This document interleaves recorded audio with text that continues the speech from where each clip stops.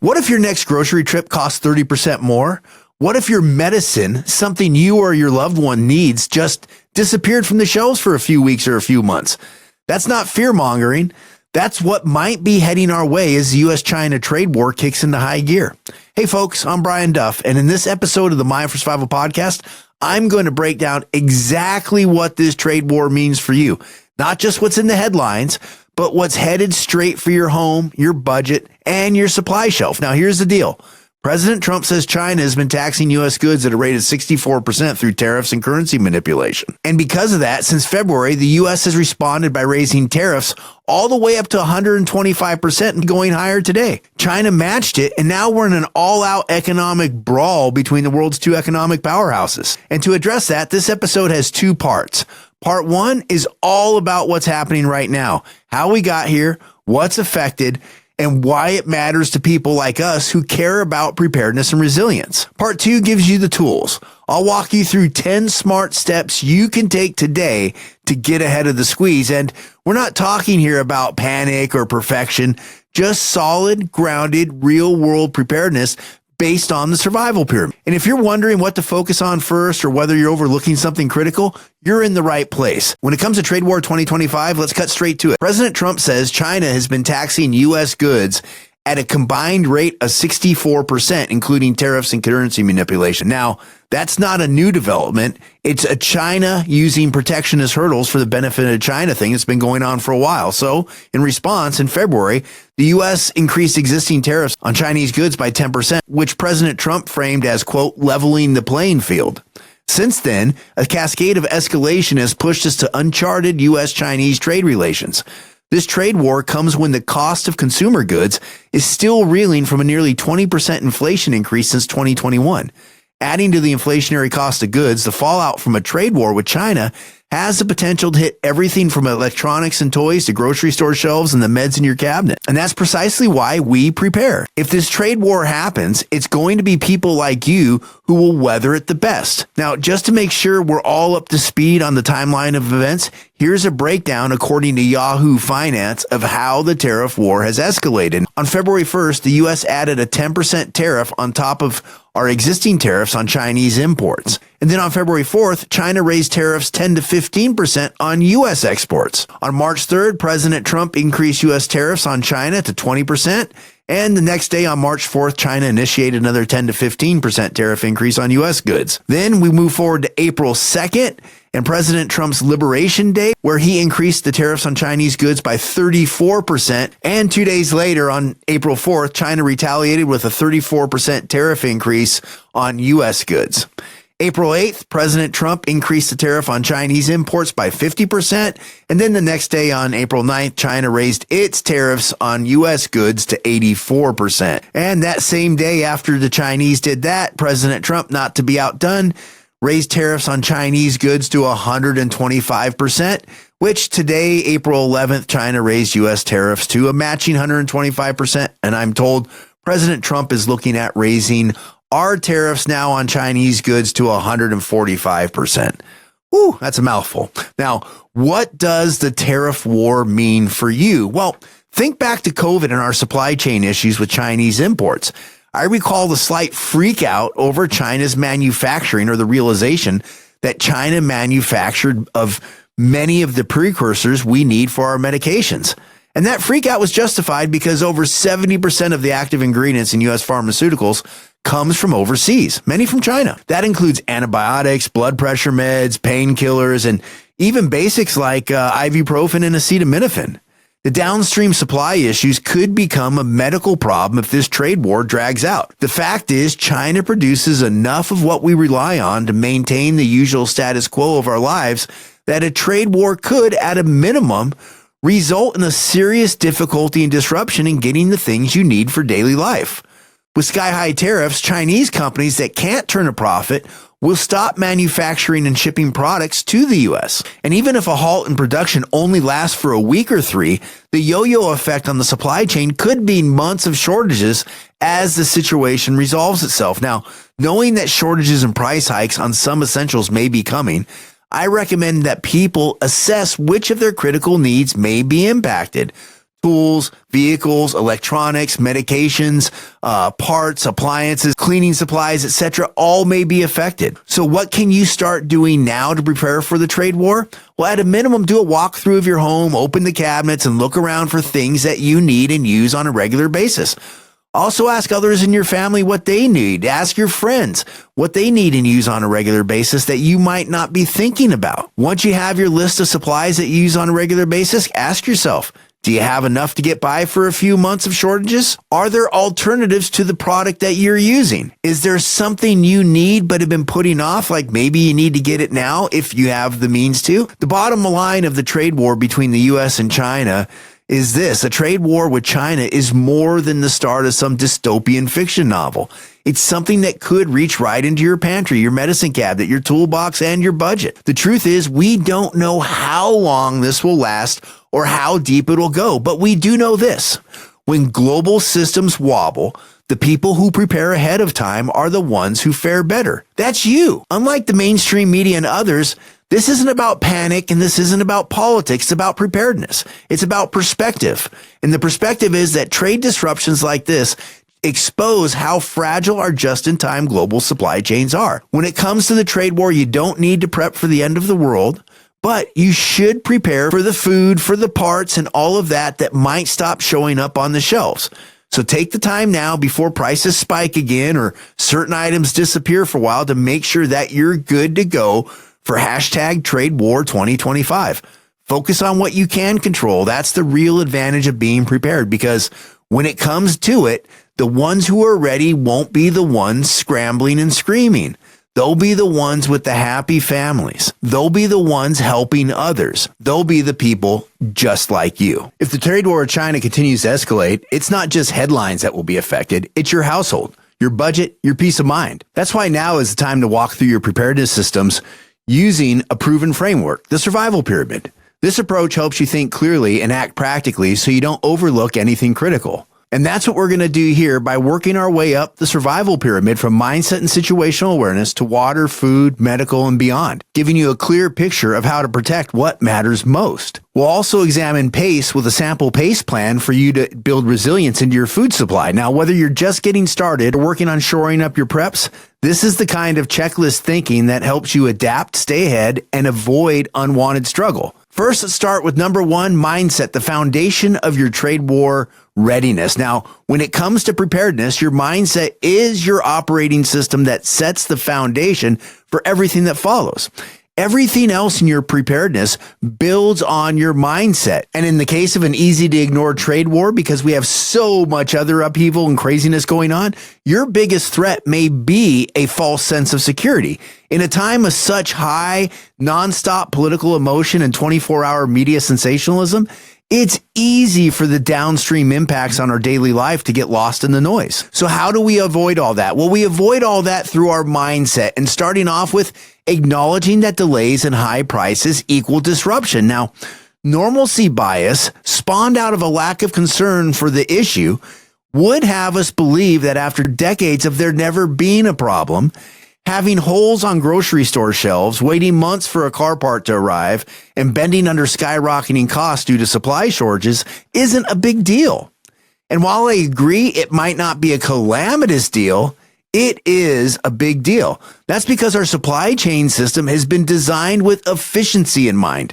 Just ask any Lean Six Sigma or project management professional certified people, I'm one of them, what drives most businesses? Efficiency drives business, because with efficiency comes increased profitability. Lean down the workforce, increase the work requirements, up the profits. Our system is designed to be as efficient and as profitable as possible. The problem with really efficient systems is, though, that they are so efficient that they have little to no slack built in to allow for flexibility to accommodate any hiccups that may occur. All it takes for the system to misfire and sputter is for unplanned problems like a trade war to overload the minimal slack in the system. That's why even if the trade war lasts for only a few weeks, the ripple effect can create months of supply chain shortages and backlogs. That lag in the supply chain is where fights for toilet paper and spam start. Next, when it comes to mindset, don't be complacent. And just because past disruptions have been more of an inconvenience than anything else doesn't mean this will be the same.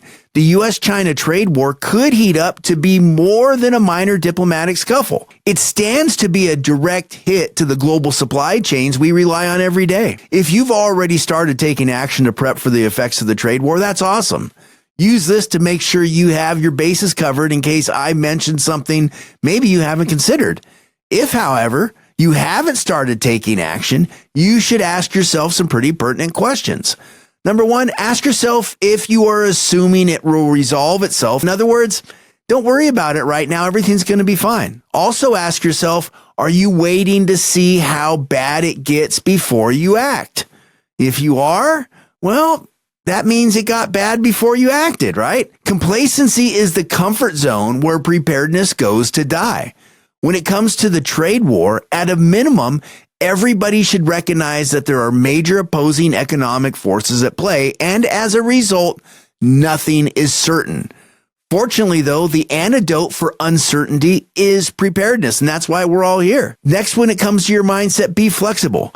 Preparedness isn't about locking into one ride or die, this is the way it's going to happen scenario. It's about staying adaptable and looking for changes in your risk profile. That's especially true when we're in the slow boil of a weeks or months long developing trade war.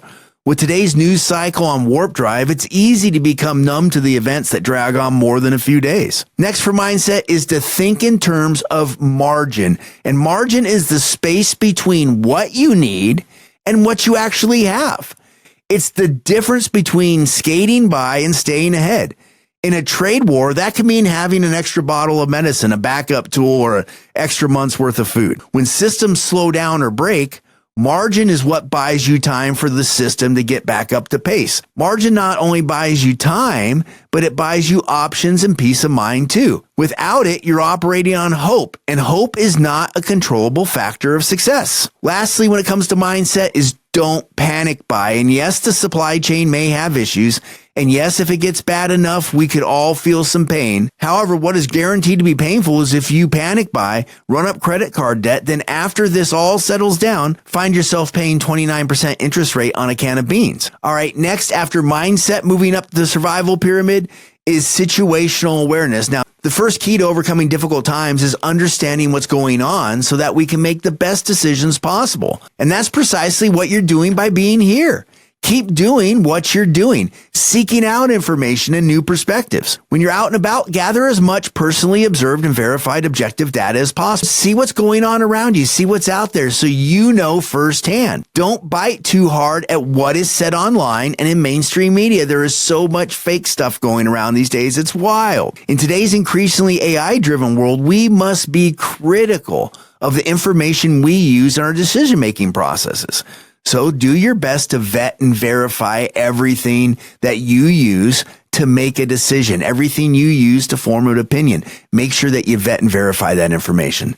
Next up, tip number 3 has to do with safety and security. Up the next level of the survival pyramid, economic hardship often increases the likelihood of civil unrest, crime, and other less than desirable possibilities. So since your home is where you most likely have your most precious assets, you and your loved ones, and the resources and supplies you need to overcome a societal downturn, you must keep it safe and secure. So double check your home security. Does your home make less than appealing target? Do you have an ability to monitor your property to know if someone has entered it? Have you taken steps to reinforce your home's point of entry? What about physical barriers to slow someone's access to your home? And if those steps fail, do you have a plan to successfully defend your home, keeping you and your family as safe as possible? Have you considered building a budget-friendly safe room yet? If not, I have an article over on mindforsurvival.com that walks you through all of that. Just like you can't deal with a problem if you don't know it's there, a problem can't cause issues if it doesn't know you're there. So do your best to make yourself unnoticeable. Work at being low profile. Don't advertise your preparedness. To the general passerby, you want people to think that you're in the same boat as they are. To that end, the more you can stay home and avoid unnecessary contact with others, the better off you'll be until times get better. All one has to do to recall society's quick demonization of preparedness is look at the labels attached to preppers because we purchased hand sanitizer and toilet paper before the disaster happened, right? We were all called hoarders and worse. Next up, the survival pyramid, number 4 is life-saving medical. Do you or a loved one have any medical conditions that require ongoing prescription medication? If so, see what you can do about getting your prescriptions refilled now before the trade war really sets in. And if you can get ahead on those, get those refills in ASAP. Now, when it comes to medications, many people often don't know where to access resources they need to find things such as emergency medications, locally grown food, etc. You might not have a supportive doctor, for example, or know a local barter group, but that doesn't mean you're stuck. There are online medical services like Jace Medical, where you can get the Jace case, or the wellness company that legally provide access to emergency antibiotic kits through licensed physicians. Now, they're not cheap usually. They're $100 to $300, but you can get all the antibiotics you really need to head into emergency from Jace Medical and the wellness company. Next up, moving up the survival pyramid, number 5 is shelter. Take a look at your home. Does a worsening financial situation risk your housing? If so, look now at backup options, right? Talk to family and friends, research tenant protection laws, and know local renting and housing aid options. Do your research now. Is there any maintenance needed, like weatherproofing your home now for seasonal extremes while supplies and materials are affordable? Do you recall how lumber prices jumped during COVID and other home goods and building supplies went up? If you have the time and resources, consider moving forward with any critical repairs if you have the ability now. Also, when it comes to shelter, sanitation, because remember, going back to COVID, don't get caught unprepared. Stock up on your toilet paper now, your paper towels, and other needed paper products. Look to see what comes from China. Get those things now. Don't get caught, in having to wait to go to the store when everything's being rationed. If you can get ahead of that, you probably are because you're a prepper. Speaking of toilet paper shortages, have you considered a bidet? They reduce dependency on paper products and are amazingly hygienic. Dale Goodwin over at Survivalist Prepper just got one of those. Next, moving up the survival pyramid, step and tip number 6 is water. While municipal water should be fine, now is the time to stock up on any water treatment supplies if you use them. For example, do you have extra parts on hand if you use a home water filter? Do you have a home well? Do you have extra parts on that? Were you planning on doing something about that in the near future? They may be in short supply soon. When was the last time you double checked and rotated your water storage while we're talking water? Do you keep water in your vehicle? When was it last checked? Next up, the survival pyramid, number 7 is food. Focus on items impacted by global trade. Coffee, rice, veggies, fruits, proteins, and cooking oils. And yes, I did put coffee number 1 on my list. So I'd also double check your pantry to see what may expire soon and devise a plan to replace it before prices get too high. If you know something will expire in the next few months, picking it up now can get you ahead of paying a higher price later. And number 8, other consumables. Now I want to cover some of the other non-life sustaining but good to have on hand consumables such as electronics. Many electronics and their parts are made overseas. Stock up on cables, power adapters, extra mice and keyboards and chargers. Don't forget batteries. I love my rechargeables. Now, if you've been thinking that your old computer, phone, etc. needs to be updated, it might be the time to revisit that question. Do you have the generator? Right? Does your generator need to be PMCS? Do you need to put new parts on or anything like that? What do you got going on there? If you're set up with solar, check your system. Also double check that you have backup heat and cooking sources going on. Remember, President Trump put a lot of the tariffs on hold for 90 days and there's background talks going on between China and other countries. So when we're looking at 1 month, 2 months, and 3 months out, the tariffs and the trade war, who knows how this all goes. Number 9, at the top of the pyramid, community. Work on expanding your local network so you have more opportunities to stave off high prices and struggling supply chains. Always keep an eye out for local opportunities and become familiar with what the locals have to offer, right? When you're familiar with that, that adds another layer to your long-term resilience. It helps you to both save time and money. If you haven't already done so, become neighborly and see what kind of deals are out in town in your local area and all that, in case the big box stores have trouble meeting demand down the road.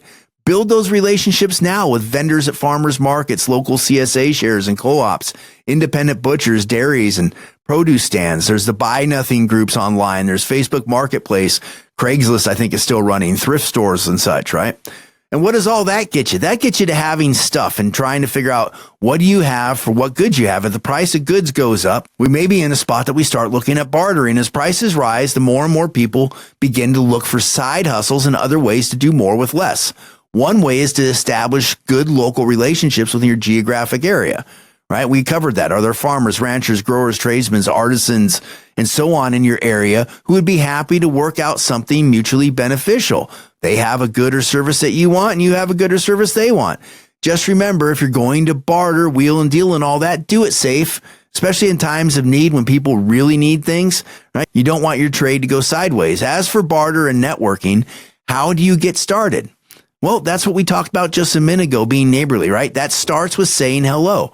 Walk the locals, farmers markets, walk around, get online, go join local groups, join the local Facebook group, go to different swap meet and see what's going on out there. That's all it takes to begin. And number 10 on this is pace plan. When it comes to our preparedness, the best approach is through layers of preparedness, and an easy and effective way to manage our layers of readiness, as you all probably know, is the pace plan. If you're new to preparedness, pace planning originated in military communications, and outside of the military, in similar circles, it's not something many are taught today. Pace planning involves creating multiple options to satisfy your critical needs. These options are based on the layered acronym PACE, which stands for primary, alternate, contingency, and emergency.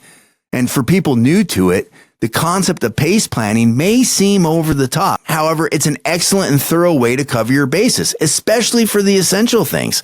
And you only have to go as far down the pace plan as you want when you're working on your supplies and your planning and all that. Here's the thing. Once you start looking at your needs through the PACE lens, primary, alternate, contingency, emergency, it begins to become second nature. The more you do it and think about it, the more you'll be able to look at things like your food pantry, your fridge, and other options, and better understand what goes into what part of your meal plan first, what part of your prepping happens, because you're looking at things as a layer through the PACE plan. Remember, 1 is none, 2 is 1. PACE plan takes it that much deeper, right? So when you're looking at your meal plan, you're deciding what you're going to eat first. What I do is I eat what will go bad first and work to preserve what will last the longest as a last resort. I do that because if I have a bunch of food that's going to go bad, I eat it first. And while I'm working my way through that food over a week or two, whatever that time frame is, and I happen to get some more food that has a limited shelf life, well, I get to keep putting it into the fridge or whatever that rotation is and extending my long-term food so I don't have to touch it. Eat what will go bad first and work to preserve what will last the longest as a last resort. To help illustrate how a food PACE plan works, I'll apply it to how I visualize my food supply. This is just one example of using the PACE plan to manage your long-term food needs. There's all kinds of other ways you can do this, whatever works best for you. This is just how I do it.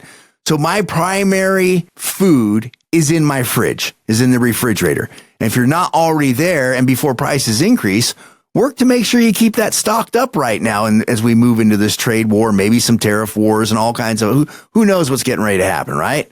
Right? Keep the fridge stocked with the fresh perishables that you usually live on while prices are low. Like, I don't eat lots of processed food, so I have lots of meat and vegetables and stuff like that in my fridge. Those are the freshest, best food that we have, and it's all typically the first to go bad. So it's the first line of food in your preparedness plan, or in my preparedness plan. My next line, my alternate food, is the freezer. So next, you want to make sure that your freezer is as full of food as possible before we go into this trade war. Try to get there in case prices go up. Don't break the bank. The food in your freezer will last longer than most in your fridge, especially if you keep the freezer door closed and stash some frozen water bottles up there to take up as much empty void as possible and keep it really cold. Therefore, your freezer is your fallback, your alternate plan for staying fed after eating what's in your fridge. Next is my contingency food supply, and that's my shelf-stable food. Because once I get done through my fridge and my freezer, then I stock up on shelf-stable foods that will last a while, which you can eat to supplement any shortfalls with the food from the fridge and the freezer being empty. Think of things like canned foods, pasta, rice, etc., food that doesn't need to be refrigerated. If kept out of the sun in dry, cool conditions, typically that has a shelf life from 1 to 3 years. Sometimes 1 to 2 items, you might get a 5-year shelf life. So That's my shelf-stable food. That's my contingency plan. When it comes to E under PACE, emergency plan, my emergency food, that's my long-term storage food. And lastly, that's your emergency food supply. Do you have freeze-dried food or other sources of nutrition that will last well beyond the typical shelf-stable food? These things go 5, 10, 15, 20 years, 25 years, depending on what you have going on. Now, that's your emergency food supply. Sometimes when people get down to emergency, that's where they're saying they're hunting and fishing. Well, if you're hunting and fishing or growing your own food, and those are reliable options for you, those are also something that you can place on the list as a means of preserving your longer lasting food supply. So your hunting and fishing and growing, if that's working for you, might be your primary means. And when that fails, you have your alternate, your contingency, and your emergency backups, because times are getting lean on that. So there you have it, an example of a PACE plan to help you meet your food preparedness needs. Remember, though, that this is just one example of numerous ways to apply the PACE plan to your food supply. It's up to you to work with your food needs to decide on how your PACE plan is best configured for your situation. Then applying the PACE plan to areas such as your water procurement, your water gathering and filtration, all your other stuff. Applying it to all those needs are also up to you. You can apply the PACE plan to anything that has multiple layers. In addition to resources, plans can have various versions. Routes to and from places can have the PACE plan applied. The PACE plan gives you multiple options and answers and opportunities at success. Now, let me ask you, in your mind, what's an ideal PACE plan for food? I want to hear about it in the comment. Next, the bottom line, preparing for the trade war isn't about panicking, going into debt, and stockpiling for the end of the world. It's about staying ready for the things that make life harder, more expensive, or just plain inconvenient. Whether it's a missing prescription, a part you can't replace, or grocery prices that won't stop climbing, the ripple effects of global tension show up right at your doorstep. That's why the survival pyramid matters. It gives you structure when the headlines get loud and practical steps when emotions start to take over. Use it to check your blind spots. Apply it to your home, your supplies, your plan. And whatever you do, though, don't let uncertainty and not knowing creep in and leave you unprepared. With that, with wanting to know, if you want to dig deeper in how to build real world resilience that lasts, I encourage you to grab your copy of my book, Mind for Survival: How to Face Any Crisis, Minimize Unwanted Struggle, and Live Your Best Possible Life. It has a 5-star rating over on Amazon. You can go over to Amazon and put Brian Duff in the search bar or Mind for Survival in the search bar, and it'll show up. It gets into all of this that I talked about here with the survival pyramid and more. And it's not about fear. It's not about doom and gloom and paranoia. It's about positive reinforcement. It's about confidence, ability, and the mindset that carries you through. So with that, everybody, I'm going to go ahead and wrap up this episode. And as always, stay safe, secure, and prepared. And never forget, you are one prep away from being better prepared. Bye for now.